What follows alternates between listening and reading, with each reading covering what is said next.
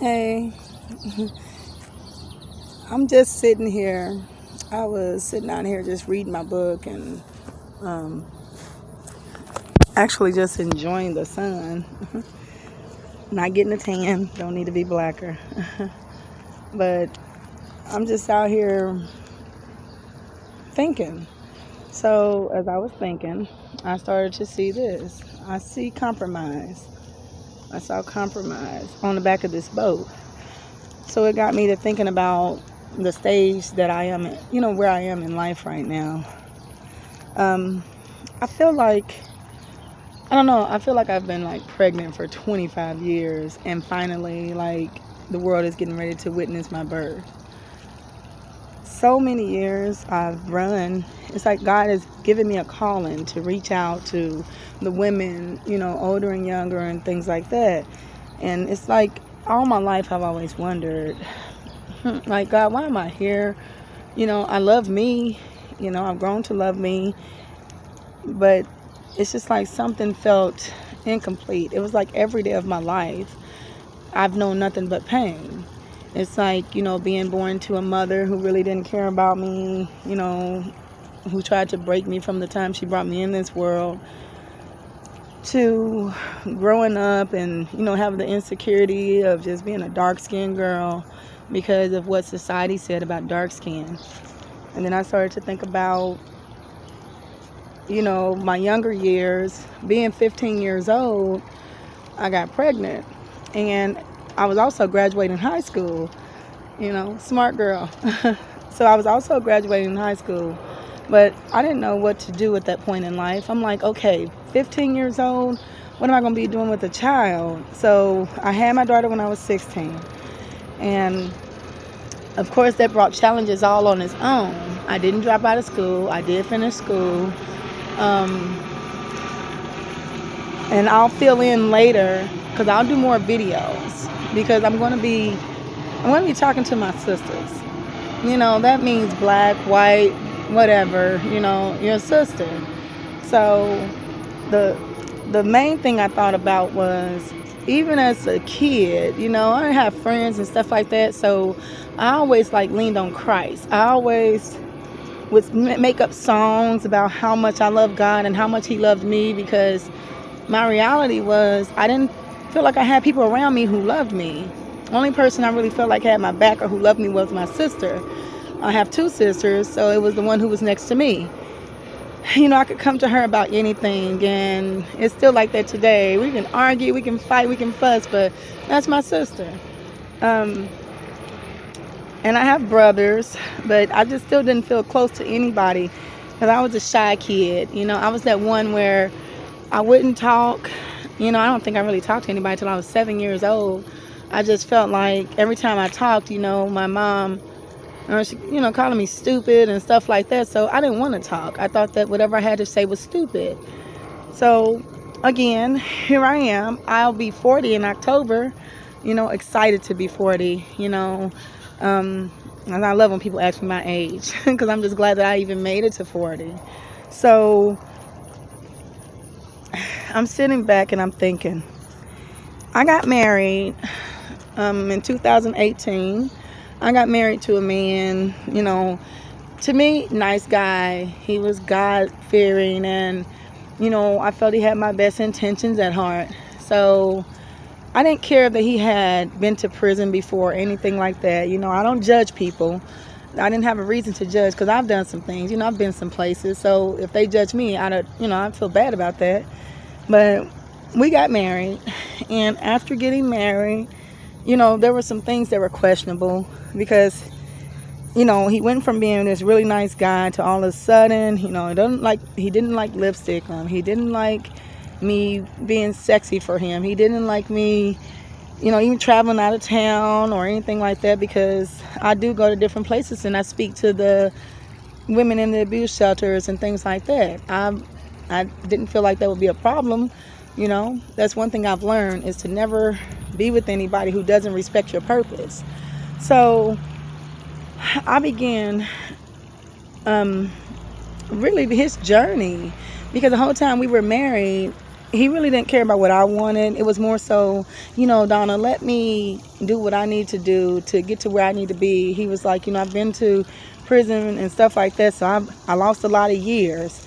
Now, no, I did not. I was not with him while he was in prison, and no, I didn't get with him. I didn't know him at all in prison. He had already been out. So, I would go. I was that wife. I would cook. I love to cater to my husband and do all that stuff because I loved him. And I just took pride in being a wife. So, long story short, I'll fast forward. Well, we went into buying a house. It seemed like there was no honeymoon because right away he wanted to buy a house. Let's buy a house, let's buy a car, let's do this, let's do that. And he went to get his CDL and stuff like that. I was supportive of that. I didn't mind holding it down while he went to get what he was getting. So we moved into this house, and all of a sudden things changed. All of a sudden, he was talking bad to me, calling me out my name, and all of a sudden he couldn't, it was up and down with my son. One minute he liked him, the next minute he didn't. And my son is older, so it's like he's a teenager. He's in his room most of the time, or either he's gone with his friends. You know how it is when those kids get older. It's just like they don't really want to be around mama anymore. But as time went on, I started to see a lot of things that I really just didn't like. And, I don't want to be called out my name and, called dumb broads and all this other stuff. And he was just like, he was really, really, really friendly with the men, and I've always thought like, okay, well, since he had been to prison and stuff like that, I thought like maybe he's more comfortable with the men. But it went farther than that. I won't get into that on this video, but I will talk about that later, because what I found is, here I am, I'm almost 40, I'm single again. After I left, I filed for divorce. It could not stay together. Because he wants something that I can't give. I'm a woman. He wants something that I can't give. So now I'm by myself, and it's just like, okay, Lord, I really couldn't understand, why at this time in life. Like, this man sat down while I was eating breakfast one morning, and he just said, I haven't been attracted to you for 2 years. He said, I haven't been attracted to you for 2 years. He said, when you had a hysterectomy, you showed me your scars, and it disgusted me.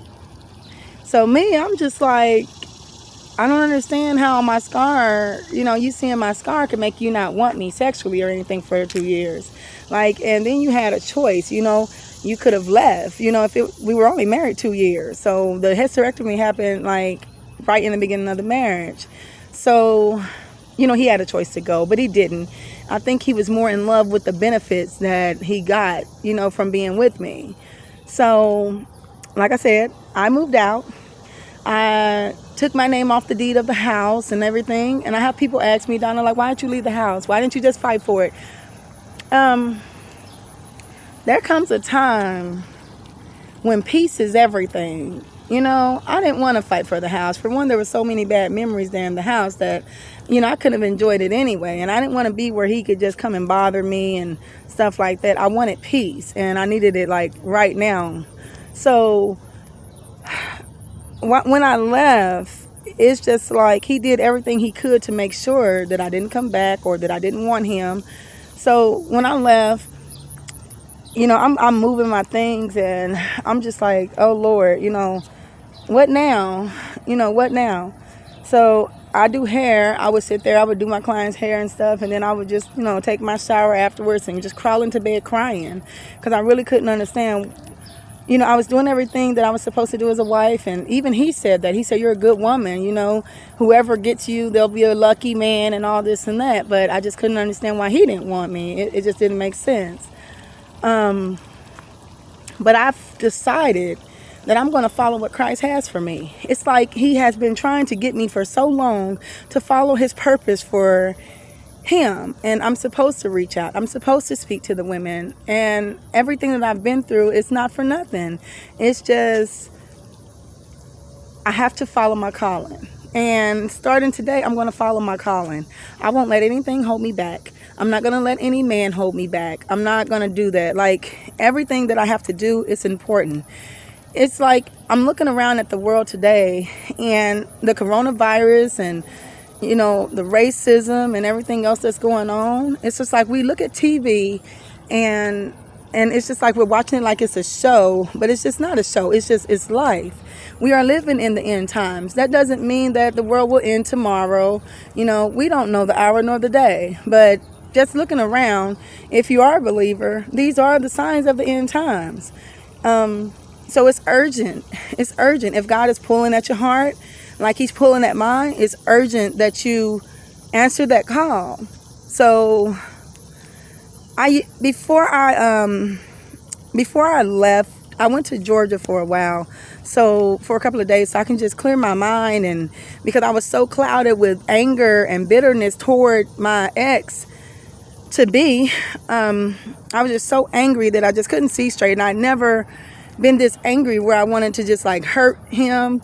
So I went out of town, and I enjoyed myself. But on that Sunday before I was getting ready to go to church, the day that I was leaving, it's just something miraculous happened. I saw this light, and while I was driving, and I just kept on driving, and about a mile and a half down, it was just like turn around.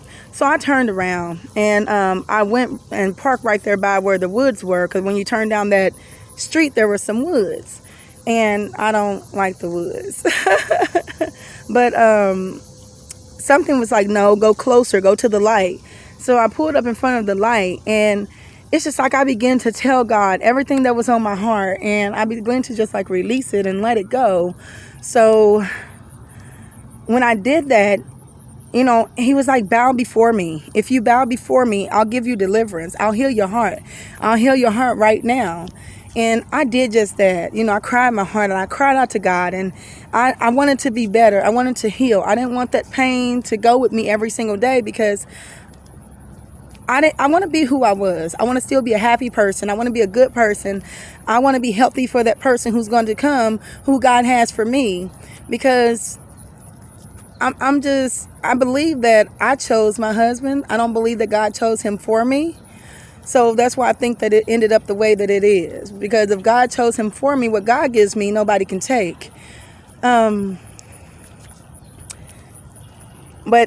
it's that day in those woods, like instant healing came.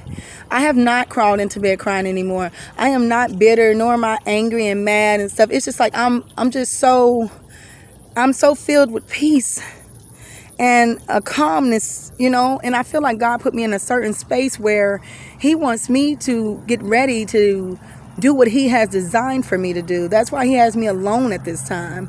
That's why I look at it like even with my ex, he really didn't know how much he was hurting me.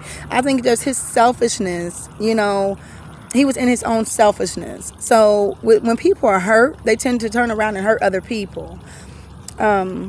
So I don't have bitterness towards him. Actually, I kind of feel sorry for him, because until he gets the help that he needs, and until he faces who he is and what it is that he wants out of life, then he's just not going to be a happy person. And the realest thing he ever said to me is, I don't know what happiness is, he said. He was just like, Uncle, I'm just existing. And it's sad when you're just existing in this life. That's not good. But as of this day, as of this moment, it's time to come for my sisters. It's time to help you. I've been through what you're going through. I've been that young girl who's been molested. I've been that teenage mother. I've been the stripper. I've been that woman who did the escort service. I've been that woman who has been married. I've been divorced. And I am that woman who had another marriage fail. But, every time people look, when you say that, it's like the judgment starts. But God doesn't intend for us to be abused. And God doesn't intend for us to stay with a person who doesn't want a woman, or who abuses you and mistreats you. Mental abuse is abuse, physical abuse is abuse, and emotional abuse is abuse. So I had such a peace where God told me, or the Spirit told me, just to wash my face and dust my feet. It's just like where they won't receive me, I don't have to stay. Just because I got married, and again, I chose him. God didn't choose him, Because if God chose him, we wouldn't be at this point.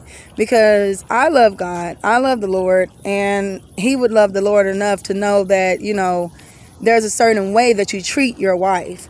We're supposed to treat our husbands with respect, and we're supposed to treat them, as they are the head. But I can't follow you if you're not being the head. And you're supposed to treat me with love and respect. And if you're not doing those things, then you're violating what God told you to do in your marriage. So here we go. I'm ready for this journey.